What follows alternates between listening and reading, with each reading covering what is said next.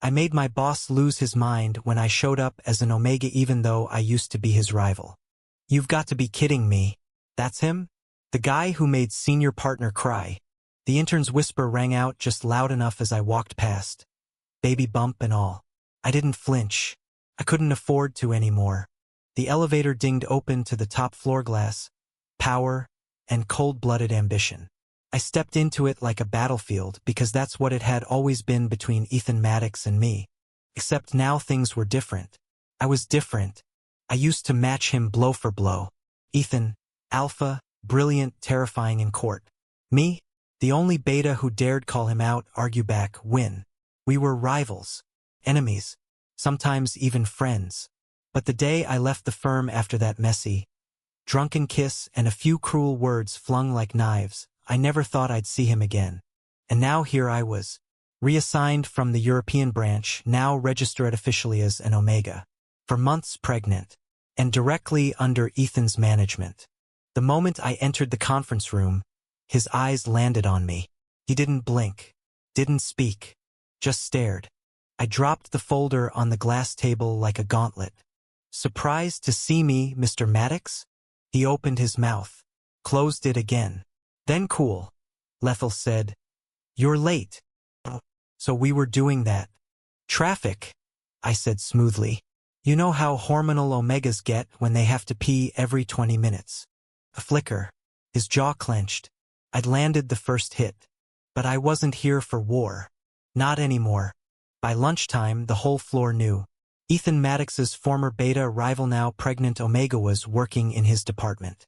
And worse, he was protecting me like some territorial hawk. I don't want anyone assigning Noah to court dates past 5. No red-eye flights. And don't forget the dietary restrictions. He was talking about me like I wasn't even in the room. I cornered him in his office. You don't get to manage my pregnancy. He stood up slowly. He was taller than I remembered, broader, and the way his gaze softened for half a second before turning hard again nearly broke me. You were assigned to me. I didn't choose this either. Didn't you? I stepped forward. You could have refused. Sent me back to Europe. Hell to HR. Why didn't you? He didn't answer. So I pushed. I'm not the same person I was 2 years ago, Ethan. And you think I am? I turned to go, but then his voice caught me. Why didn't you tell me? I stopped cold. He wasn't asking why I'd returned. He was asking about the baby. I didn't look back. Because you didn't want me. And I wasn't about to beg. The next few weeks were a mess of restrained silences, stolen glances, and our colleagues walking on eggshells. I hated how my skin reacted to his presence, how my heartbeat jumped whenever he entered the room. My body remembered too much. It didn't help that Ethan kept sending tea to my desk when I looked tired, or calling security to walk me to my car when it got late. One evening, a storm rolled in, flooding the city. Elevators shut down. Lights flickered. I found myself alone on the 33rd floor, trying to catch my breath from a sudden wave of nausea. That's when he found me, sitting on the floor in the hallway, soaked from the rain and shaking. He didn't say a word, just dropped to his knees in front of me and placed his palm on my belly. The contact was electric. I never stopped wondering if you were okay, he murmured. Even after you left. Tears burned my eyes. I hated how easily he could disarm me. I was scared, I confessed. When I presented as Omega, everything changed. My career, my body, people, you. I didn't want to see the disappointment in your eyes. There wasn't disappointment, Noah. His voice was rough. There was fear. I didn't know how to protect you without hurting you. And now, I still don't, but I'm willing to try. We didn't kiss that night. We didn't sleep together. We didn't even say goodbye. But something broke open. The next day, he walked into a strategy meeting late, his tie loose, his eyes a little wild. I'm reassigning myself.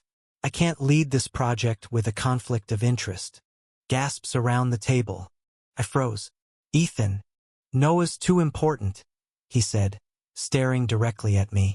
And this firm is not more important than him. It was the closest thing to a declaration I'd ever heard from him. We started slow. quiet breakfasts, dinners where I cooked and he washed dishes. He came to doctor's appointments, held my hand when I panicked, talked to my stomach like it was a person. It was terrifying, beautiful, real. And then the night of the charity gala arrived. I wasn't supposed to go too far along. Too tired, but Ethan insisted. "You've hidden long enough," he whispered, adjusting my bow tie. "Let them see you. Let them see us."